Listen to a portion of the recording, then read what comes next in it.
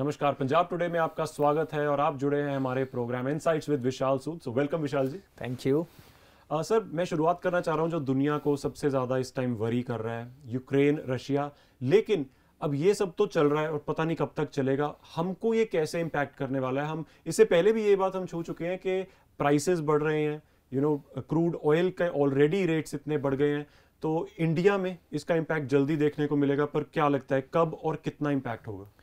देखो, हमारी 80% oil dependency import पे है और हमारा सबसे बड़ा इंपोर्ट का बिल इस क्रूड ऑयल। तो रफली आप ये मान के चलो कि अगर इंडिया में क्रूड ऑयल का प्राइस $1 बढ़ता है एक बैरल का, तो हमारे ऊपर $1 का मतलब है $1.1 बिलियन का एक्स्ट्रा खर्चा, which is not good for Indian economy. देखो, कहीं पे भी अगर आपके एक्सपेंस पड़े, आइदर तो यहाँ पे आप या तो कम उसको गवर्नमेंट एब्जॉर्ब करेगी या हम लोग एब्जॉर्ब करेंगे। अभी तो आप भगवान का शुक्र मानो, इलेक्शन चल रहे हैं 5 स्टेट में, राइट? तो 10 तारीख के बाद मिठाई किसी भी पार्टी के ऑफिस में बटे, पर क्रूड ऑयल के हमारे ऑयल के खर्चे बढ़ने वाले हैं। डेफिनेटली। देखो, 3 डिजिट्स में ऑयल प्राइस आ गए हैं, 2014 के बाद के हाईएस्ट प्राइस हैं जी। पर इसको आप एक अपॉर्चुनिटी की तरह भी लीजिए, बिकॉज अभी जो गवर्नमेंट की पॉलिसी आई है ऑन रिन्यूएबल सस्टेनेबल एनर्जी, जब ऑयल के प्राइस बढ़ते हैं तो रिन्यूएबल एनर्जी की वायबिलिटी बढ़ती है जी। There is more resources for R&D on it. तो ये मौका है हमारी गवर्नमेंट को इसका एडवांटेज लेना चाहिए। Justifies the investments in R&D, ताकि फ्यूचर में हमारी डिपेंडेंसी ऐसे एनीवे ये पोल्यूशन भी करते हैं, हमारे कुछ ग्लोबल वार्मिंग से रिलेटेड सर्टन कमिटमेंट्स हैं जी। तो हम इंपोर्ट सब्स्टिट्यूशन भी कर सकते हैं। तो देखो, हर एक चैलेंज को शॉर्ट टर्म में तो देखो it will hurt us, definitely it is already hurting us, our import bills are increasing. पर लॉन्ग टर्म में ये एक अपॉर्चुनिटी बन सकता है। It will justify investment in new technologies, चाहे वो सोलर की हों, उसको ज़्यादा एफिशिएंट करना है, चाहे सोलर के कॉस्ट हैं, चाहे विंड एनर्जी के कॉस्ट हैं, या और भी ऑल्टरनेटिव जो सोर्सेज हैं, हम उनको बेटर तरीके से इस वक्त लीवरेज कर सकते हैं। तो मैं, you can call me optimist, but मैं ये हायर प्राइजेस को it will make your goals from should to must. अभी क्या है, अभी इंडिया की गवर्नमेंट या हम इंडियंस का कि हमें रिन्यूएबल और सोर्सेज पे जाना है, ये हमारी एक काइंड ऑफ शुड है कि we should be self dependent in energy, we should be self dependent in arms, ताकि हमारी इंडिपेंडेंट जियो स्ट्रेटेजी भी इंडिपेंडेंट हो, किसी पे डिपेंडेंट ना रहे। अभी हमें सोचना पड़ रहा है ना कि रशिया का साथ दें, किसका साथ दें, अमेरिका का साथ दें। तो ये एक कई बार ऐसा होता है कि सिचुएशन ऐसी आ जाती है कि आपको गोल्स को शुड से मस्ट करना पड़ता है जी। हमारी जैसे बजट की जो डेफिसिट्स की कमिटमेंट होती हैं, राइट, वो हम पूरी नहीं कर पाएंगे। It will put lot of pressure on our currency, क्योंकि देखो डॉलर्स में पेमेंट करनी है तो हमारी डिवैल्यूएशन होगी, right, that also put some. Secondly, at the same time it will increase inflation. बिल्कुल, रफली 1% अगर इंक्रीज होता है, $1 अगर बैरल में इंक्रीज होता है, 1% अगर ऑयल प्राइसेस में इंक्रीज होता है, तो रफली वो 0.4% आपके प्राइस इंडेक्स पे इम्पैक्ट डालता है। जब प्राइस इन्फ्लेशन बढ़ेगी तो जो बैंक्स हैं, स्पेशली जब हम कोरोना पे निकल रहे हैं इस वक्त, तो बैंक्स को, RBI को क्या करना पड़ेगा कि मनी सप्लाई टाइट करनी पड़ेगी। मनी सप्लाई टाइट करने का तरीका क्या है कि you have to increase the interest rates, repo rate वगैरह भी जो उन्होंने नहीं चेंज किए उनको करने पड़ेंगे। जब वो उसको इंक्रीज करेंगे, व्हाट विल हैपन इज कि मनी इन्वेस्टमेंट्स के लिए कम हो जाएगी, मनी सप्लाई कम हो जाएगी तो पैसा कम हो जाएगा, तो एक साइकिल शुरू हो जाता है। तो हमारे लिए तो एक बहुत ही टफ सिचुएशन है, पर लॉन्ग टर्म में हम इसके बेनिफिट्स ये दे सकते हैं कि we should double down our efforts.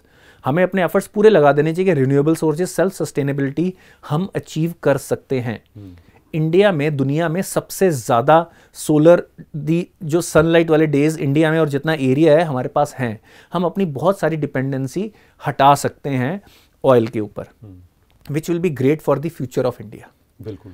तो ये सारे चैलेंज, देखो इलेक्शन तक की है बस बात, रेट तो आपके बढ़ने वाले हैं जी। तो अभी जितनी गेड़ियाँ लगानी है आप लगा लीजिए जी। बट डू यू थिंक, क्योंकि आपने ये जिक्र किया है, I think India hasn't done enough, it will be a wake up call कि इलेक्ट्रिक पावर हो, जैसे इलेक्ट्रिक कार्स की बात हो, solar energy, wind energy use करने की बात हो, it should be a wake up call कि हमें इस पर नॉट ओनली इसकी R&D बट अब तक जो लोग यूज़ करना चाह रहे हैं उनको कुछ सब्सिडी है, ऐसा कुछ दिया जाए. We are not doing enough अभी. नहीं, actually wake up call we have received some time back. देखो इस मामले में तो मैं सेंट्रल गवर्नमेंट को क्रेडिट दूंगा. They have been very active with new technologies, some of the policies that they have made, but still lot of policies were not into innovation. Now R&D has to happen. We have to have our own technologies, otherwise we still be dependent on other countries for cheap product, cheap technology. Like we are dependent, right? So we have to be R&D oriented. Policies तो काफ़ी हैं. अब ये अपने आप उसमें it will make more sense for everyone. Automatically higher oil prices will attract investment in alternative sources. Company को भी लगेगा देयर इज़ ROI, क्योंकि देखो वो जो उसके सब्स्टिट्यूट प्रोडक्ट का अगर प्राइस बढ़ता है तो ऑटोमेटिकली वो चीज़ें वायबल होनी शुरू हो जाती हैं. तो ऐसे जो बड़े बड़ी इंडियन कंपनीज़ हैं उन्होंने ऑलरेडी ग्रीन एनर्जी में इन्वेस्टमेंट्स के काफ़ी इन्वेस्टमेंट प्लान कर रखी हैं in the tunes of tens of billions of dollars. वो tens of billions of dollar कहाँ पे खर्च होता है, बड़ा क्रिटिकल है. IITs, NITs ऐसे टॉप IISc के साथ मिलकर हमें टेक्नोलॉजी अपनी बनानी चाहिए. मेरे को लगता है दैट इज़ वो एक बेसिकली रामबाण है कि हम कैसे अपनी एनर्जी नीड्स को सस्टेनेबल ज़्यादा कर सकते हैं. That will be very very critical for our country in the future. Right. So and I think inflation जो ऑल ओवर द वर्ल्ड ही इससे बढ़ने वाली है. हम पहले भी बात कर रहे थे कि यूरोप की तरफ इतना एक्सपोर्ट जो जाता है उनको इशू आने वाला है and Europe's economy is already struggling. हम जो चीज़ें इंपोर्ट करते हैं क्योंकि ऑयल हमारा बिगेस्ट है जैसे आपने कहा, so we are going to have a tough time at least in the near future. But और अगर आपको कोई specific products do you think या जिनके इन्फ्लेशन पर हमारे इम्पैक्ट आने वाला है इस पूरे इशू से? जब कहीं पे भी ग्लोबली जियोपॉलिटिकल ऐसी अनसर्टेनिटी आती है, सप्लाई चेन्स इम्पैक्ट हो जाती हैं. अगर यूरोप से हमारी टेक्नोलॉजी काफ़ी आती है, मशीनरी आती है, जर्मनी से काफ़ी चीज़ें आती हैं, तो they also have to play it wisely and we also have to play it wisely. तो बेसिकली सप्लाई चेन कॉस्टली हो जाती है. ट्रकिंग जो मूवमेंट ऑफ शिपमेंट कॉस्ट बढ़ जाते हैं, वो अपने आप में चीज़ें मुश्किल हो जाती हैं. राइट. तो इन्फ्लेशन हर प्रोडक्ट पे इसका इम्पैक्ट आएगा. एनर्जी से हर चीज़ बननी है, तो अगर एनर्जी कॉस्ट ही ग्लोबली बढ़ने शुरू हो गए तो it will have more impact. पर कुछ इकोनॉमीज़ को जो एक्सपोर्ट करती हैं they will benefit. Russia is playing it very smart. They are the one of the biggest exporters of energy. तो जब उन्होंने प्राइजेस भी अपने टारगेट प्राइस अचीव कर लिए, so Russia is getting richer actually. उनके जो कॉन्ट्रैक्ट्स हैं वो ऐसा थोड़ा कॉन्ट्रैक्ट्स नहीं हो रहे हैं. अब आप देखो वेस्टर्न इकोनॉमीज भी इसको बड़ा वाइजली प्ले कर रही हैं. वो देखो मैं अभी भी ये मानता हूँ कि उनको ये जो है कॉन्फ्लिक्ट इसको मेलो डाउन सबको करना पड़ेगा, और इसमें वेस्टर्न इकोनॉमीज का ज़्यादा इंटरेस्ट है. अब जर्मनी ने बोला कि जो एक नई पाइपलाइन आनी थी, नई पाइपलाइन के अप्रूवल्स को रोक दिया. अब व्हाट डज इट मीन? वो अभी इमीडिएटली कोई सैंक्शन नहीं लगा सकते क्योंकि पाइपलाइन बनने में तो सालों साल लगने हैं. तो अभी वो डिपेंडेंट इतने हैं, रफली यूरोप की 35 से 40% जो गैस जो उनको एनर्जी आती है वो रशिया से आती है. तो अगर प्राइसेस ऑयल के बढ़ेंगे तो गैस के प्राइस सब्सटेंशियली उसको फॉलो करते हैं और वो भी बढ़ते हैं. तो वो दे आर इन सिंक. तो यूरोप के ऊपर कॉस्ट इम्पैक्ट्स इसके आने वाले हैं. जब वहाँ पे कॉन्फ्लिक्ट होगा, अनसर्टेनिटी होगी, तो वहाँ पे ट्रैवल, टूरिज्म जो एक मेजर सर्विस इंडस्ट्री, उन सब पे इम्पैक्ट आना शुरू हो जाता है. और स्पेशली जब आप कोरोना के टाइम से अभी निकल ही रहे हो, so it's a very very difficult situation for them also. So world से इंडिया की तरफ आते हैं. आई थिंक इंडिया में इस समय सबको परेशान कर रहा है, बच्चों को, उनके पेरेंट्स को, कि इस बार जो बोर्ड के एग्जामिनेशंस होने वाले हैं जिसे हम जिंदगी के सबसे इंपॉर्टेंट आई थिंक एग्जाम कहते हैं, वो SC ने कह दिया कि नहीं, ऑफलाइन करना ही जरूरी है. We need to get back to normalcy. But petition ये थी जो आई थिंक उनका भी पॉइंट वैलिड है कि अगर क्लासेस ऑनलाइन रही हैं तो एग्जाम्स ऑफलाइन क्यों? आपका क्या टेक है इस पूरे में? देखो इसमें आई हैव टू से that SC is taking a good decision in this direction by not allowing to keep on things going online all the way, क्योंकि इससे हमारी एजुकेशन क्वालिटी पे इम्पैक्ट आया है. बिल्कुल. और मैं थैंकफुल हूँ सुप्रीम कोर्ट का कि उन्होंने एजुकेशन को इम्पॉर्टेंट बनाया है. हमारे देश में हमारे पॉलिटिशियंस ने एजुकेशन को बहुत पीछे रखा है क्योंकि nations are build through quality education, और online education has everyone agrees has decrease the quality. And specially education का रोल होता है लोगों को गरीबी से ऊपर उठाने में, लोगों के लाइफस्टाइल को बढ़ाने में. अब जो अच्छे घरों के बच्चे हैं, so called from creamy strata जिसको हम बोलते हैं, उनके पास तो टूल्स और टेक्नोलॉजी है. सफ़र सबसे ज़्यादा किसने किया है? यू नो हाउसेस जहाँ पे सिर्फ एक मोबाइल था और मोबाइल भी दूसरे थे, उन बच्चों की एजुकेशन पे बहुत इम्पैक्ट आया है। सुप्रीम कोर्ट का ये डिसीजन शुड बी वेलकम्ड। इसको हर चीज़ पे हमारे यहाँ पे कोई ना कोई रिट लगा देते हैं कि पढ़ाई ऑनलाइन की है तो क्या पेन पेपर चलाना आपको किसी ने मना किया यूज़ करने से? आप करो, पेपर वापस ऑफ। और देखिए जब बच्चे होते हैं, हम सब भी, we have been kids in our lives, एक उम्र के बाद भी वैसे समझ नहीं आती है, सेल्फ मोटिवेटेड बहुत कम लोग होते हैं। क्लासरूम इन्वायरमेंट आपको एक बताता है कि बेंचमार्क करने का मौका देता है। क्लासरूम इन्वायरमेंट में आप देखते हो कि भाई you are forced to, because teacher is there. अब कितनी मीम्स और कितनी वीडियोस आई, बच्चे कैसे पढ़ रहे हैं। तो इन चीज़ों ने हमारी एजुकेशन की क्वालिटी को बहुत इम्पैक्ट किया है। तो it is a very welcome step कि हम अपने वापस एजुकेशन की क्वालिटी को अपने आप में एक इम्पेटस मिलेगा, चीज़ें नॉर्मलाइज होंगी और हम एक नॉर्मल लाइफ की तरफ जाएंगे। ऑफ कोर्स पेरेंट्स के डर होते हैं बच्चों को लेकर, but education is also equally important. बिल्कुल। और ऑफ कोर्स करेक्टिव मेजर्स तो हो जाएंगे, अगर इससे कोई इम्पैक्ट आया तो करेक्शन तो ली जाएगी। बच्चों की जान पे खतरा नहीं आने देना चाहिए और वो करेक्टिव मेजर्स लिए जाएंगे। बोर्ड्स ये करते रहे, ऐसे केसेस में एग्जामिनर्स को बोला जाता है कि इजी थोड़ा पेपर बनाया जाए या ग्रेस मार्क्स, ऐसी बहुत प्रोविजंस होती है। बट आई थिंक ये अच्छा है एससी की तरफ से, because it will also send a message कि एजुकेशनल इंस्टीट्यूट्स को खोलिए अगर वो बंद है, क्योंकि हम और सब कुछ खोल रहे हैं। So this is very important. Absolutely, सब कुछ खुला पड़ा है। देखो आप प्रैक्टिकली देखो क्या बंद रह गया है। तो सिर्फ एजुकेशनल इंस्टीट्यूट से इम्पैक्ट होते रहे तो देखो ये हमारे देश के लिए long term it is very very dangerous कि हमारे बच्चे मेहनत करना छोड़ दें, पढ़ना छोड़ दें। और ये जो 1-2 साल का गैप आया है, अब लेट्स हो कि 2 साल बच्चों ने अगर सीरियसली पढ़ाई नहीं की है, बच्चा 7th में था, वो 9th या 10th में आया, लेवल चेंज हो गया, उसने पढ़ाई नहीं की, वो 9th में भी एडजस्ट नहीं कर पाएगा। तो इन बच्चों का लॉन्ग टर्म करियर पे बहुत ज़्यादा इंपैक्ट आने वाला है। जैसे पहले भी एक बार शायद आपने ही बड़ी इंटरेस्टिंग बात की थी, और I was also aware of the fact कि कंपनी वाले जब हायर कर रहे हैं, जो एडवर्टाइजमेंट्स दे रहे हैं, उसमें लिख रहे हैं कि इस बैच के बच्चे ना आए। इसका क्या मतलब है? अब 2-3 साल हो गए हैं रफली इशरत कि लोग अपनी पढ़ाई नहीं कर पा रहे हैं and kids are not that self motivated. तो इससे क्या होगा, और इससे क्या होगा कि जो बच्चों को सपोर्ट की जरूरत थी, जो मेंटरिंग की जरूरत थी, वो मिल नहीं पा रही है। Parents are also occupied. तो स्कूल सिस्टम का, कॉलेज सिस्टम का एक रोल रहा है बच्चों को पॉजिटिवली एंगेज करने में। आज वो रोल खत्म हो गया था। बच्चे काफी हद तक कुछ पार्ट्स में डायरेक्शन लेस भी हो रहे थे। टेक्नोलॉजी यूज होनी चाहिए ऑगमेंटेशन के लिए, मतलब कि हम इन्हांस करें क्वालिटी ऑफ पढ़ाई।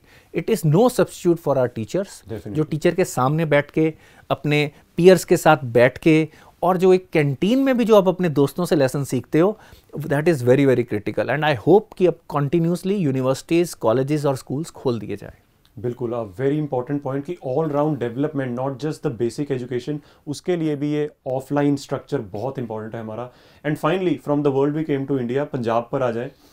हमने सोचा था कि हम पंजाब इलेक्शंस की अब 10 मार्च या 9 मार्च तक ज़्यादा बात नहीं करेंगे, लेकिन कुछ इंटरेस्टिंग चीज़ें हो रही हैं। बिक्रमजीत सिंह मजीठिया ने जो बयान दिया है कि नाउ वी माइट एक्सप्लोर, अगर ज़रूरत पड़ी तो पोस्ट पोल अलायंस हम कर सकते हैं बीजेपी के साथ। क्या लग रहा है, ऐसा हो सकता है? And will that be good for both the parties? देखो, हमने तो ये बात सुखबीर जी से भी पूछी, and we kind of made, we already said that this is possible, because on ground there will be some surprises. Whatever the popular surveys might be saying, numbers will be different from that. Right? And they have been allies for a long time. And at the end of the day they are political parties, so they will take advantage of opportunity and they will form a government. And I think Shiromani Akali Dal and BJP now more as equal partners will be lot better for Punjab, than most of the other. I'm not saying that this will be the perfect combination or not, but it will be a very good combination for Punjabis, for national integration, for peace and harmony, and they are both development oriented parties. Punjab has been consistently becoming an eyesore when it comes to financial or economic situation of people. We are still relying, we are kind of exploiting our lands to live a certain standard of living. And it has already started affecting our health, our ecosystem, the quality of water we drink. तो ये सारी चीज़ों पे इस वक्त ये बहुत critical है कि एक जो भी कम्बिनेशन आए, देखो स्टैंड अलोन एक पार्टी की मेजॉरिटी बनती तो मुश्किल लग रही है। I think you would agree on that part. तो कम्बिनेशन तो बनेंगे, राइट? नेगोशिएशंस तो होंगी, तो this could be as good as any other combination. But because we are talking about combinations, हम पहले एसएसएन की बहुत बात कर रहे थे, बट ऑन द ग्राउंड शायद लग रहा है कि दे वोंट हैव, चलो let's not predict the number, but इतना वो स्ट्रांग नहीं होंगे. बट देन लीव्स जो बचता है वो दो इंपॉर्टेंट पार्टीज हैं, Aam Aadmi Party and Congress. Do you see their alliance in any case? I just said Ishrat, they are politicians and they will try to seize an opportunity. Congress ने उनके पॉलिटिशियंस जो हैं पंजाब में या नेशनल लेवल पे, आम आदमी पार्टी के पॉलिटिशियन ने दिखाया कि they are they are not different from anyone else, they are cut from the same cloth, they are a typical politicians and they never miss on opportunities, right? और अगर उनको लगता है कि ये अलायंस बन सकता है तो वो भी बनाएंगे. और सिर्फ यही दो क्यों, देखो 4 पार्टीज अगर आप सोचते हो कि 4 ग्रुप्स हैं तो और किसी 2 का बनाना है तो 4C2, राइट? तो आप वो सारे ही कॉम्बिनेशन पॉसिबल हैं. तो बट कुछ चीज़ें जैसे कांग्रेस और बीजेपी कभी इकट्ठी नहीं आएगी जी, राइट? क्योंकि उनकी for them it is not possible. Akali और कांग्रेस इकट्ठे आना भी काइंड ऑफ पंजाब में will be very very different. और फ्यूचर में मैं आपको बताऊं, जब अगर ये कॉम्बिनेशंस बन गए तो धीरे धीरे क्या होगा कि मेरे को लगता है अभी जैसे 4 पार्टी का स्ट्रक्चर यहाँ पे बन गया है, तो मेरे को लगता है धीरे धीरे 2 फोर्सेस 2 आइडियोलॉजीज बन जाएंगी. ये भी हो सकता है जैसे आपने आम आदमी पार्टी और कांग्रेस का बोला, क्योंकि आप भी somehow on the back of your head you know that they have very similar ideology. और शिरोमणि अकाली दल और BJP, you feel if I look at कि वो उनका रीजनल पर्सपेक्टिव होता है और बीजेपी का नेशनल पर्सपेक्टिव होता है, उनकी भी बड़ी सिमिलर सी आइडियोलॉजी रही है, राइट? तो शायद इस तरह के, और कैप्टन अमरिंदर सिंह तो एक नेचुरल अलाय बनते हैं बीजेपी के, because he had a nationalist view certain, है ना. बाकी उनका काम करने का मूड कितना है वो मेरे को हमेशा ही शक रहता है कि he wants to live his life, he is a royal. और वो अब इस बार भी उनके एफर्ट्स मेरे को, मैं थोड़ा सा उस बात से डिसअपॉइंटेड रहा. He could have made more sincere efforts. और जो लोग उनके साथ जुड़े और जो उनके alliance partners would have also felt कि भाई ज़्यादा एफर्ट करते तो he could have with his charisma, he could have contribute with his stature in Punjab politics, वो ज़्यादा कॉन्ट्रीब्यूट कर सकते थे. That is very true. I mean Amarinder Singh जैसा नाम हो बीजेपी के साथ alliance, and we are only talking about BJP's fact is proof enough कि he hasn't done enough. and also he said कि 25 MLAs MPs मेरे साथ आएंगे, they did not. जो आए कांग्रेस के वो भी बीजेपी में गए. so yes, Amarinder Singh really needed to pull up his socks. He did not do that. I think पिछली इलेक्शन के समय उन्होंने कहा था this will be my last election, मैं रिटायर हो जाऊंगा. he should have done that. He should have either, देखो यहाँ तो आप बोल दो जी अब नहीं करना है. जब आप हाफ हार्टेड होते हैं, you are playing with so many things, because politics is serious business. पूरे देश की, पूरे स्टेट की, अगर मैं चलो स्टेट पॉलिटिक्स की बात करूं, so many things are dependent on it. आप इतने लोगों का लाइवलीहुड, आपके डिसीजन, आपकी सीरियस, देखो लीडर का रोल बहुत इंपॉर्टेंट है. अगर एक कंपनी की बात करें तो उसके CEO का रोल, वो अगर मेहनत नहीं करेगा तो it impacts the livelihood of so hundreds of people. पर अगर CM मेहनत नहीं करेगा, सिंसियर नहीं होगा और उसका दिल काम में नहीं होगा, तो it affects the economy of the entire. और सिर्फ इकोनॉमी नहीं, क्योंकि politics involves every aspect of our life. Law and order, ठीक है, वहाँ पे बेसिकली सेफ्टी ऑफ पीपल, हर चीज़ पे इम्पैक्ट आना शुरू हो जाता है. बिल्कुल. But very interesting. I don't know, आप कह रहे हो कोई भी कॉम्बिनेशन बन सकता है, बट कहीं शॉक या मैं ये नहीं कह रहा, मैं कह रहा हूँ कि थ्योरेटिकली, बट कुछ कॉम्बिनेशन हमने रूल आउट कर ही दी है. राइट. सो लेट्स सी, क्योंकि बहुत सारे पॉलिटिशियंस ये कह चुके हैं कि there is going to be a surprise. वो कैसा सरप्राइज होने वाला है, लेकिन सरप्राइज 10 मार्च को पहले तो इन पॉलिटिशियंस को हमारी ओर से मिलेगा, because we have locked the fortunes of these parties and of Punjab. But my parting point on this will be कि if these combinations happen, if there is a hung assembly, अगले 5 साल बहुत फ्रेजाइल गवर्नमेंट होने वाली है. क्योंकि अगर वो कॉम्बिनेशन का बीच में कुछ भी मनमुटाव हुआ तो वो सरकार गिर सकती है. देखो, फॉर्चुनेटली हमारे देश का स्ट्रक्चर ऐसा है कि स्टेट गवर्नमेंट अगर somehow is not functioning properly, there is enough of central intervention to make it run, है ना. और देखो, नुकसान तो होगा ही. और अगर सारा दिन मन आपस में खींचातानी में लगे रहे, या तो डिवाइड करके रोल काम में लग जाए, है ना, तो उसमें क्लियर कट कैप्टनशिप डिवाइड करना बड़ा ज़रूरी है. प्रॉब्लम आती है जब दोनों अपने आप को बराबर समझते हैं या बड़ा समझते हैं एक दूसरे से. तो अगर मैं पहले भी अकाली बीजेपी गवर्नमेंट थी तो मिली हुई 2 पार्टियों की, पर बड़े क्लियर कट डिफाइंड रोल थे और प्री पोल ही अलायंस था और it was a stable alliance. Clear cut था कि who is at the driver seat. तो इस बार वो डिफाइन होगा तो लोग आपस में मिलकर काम कर सकते हैं।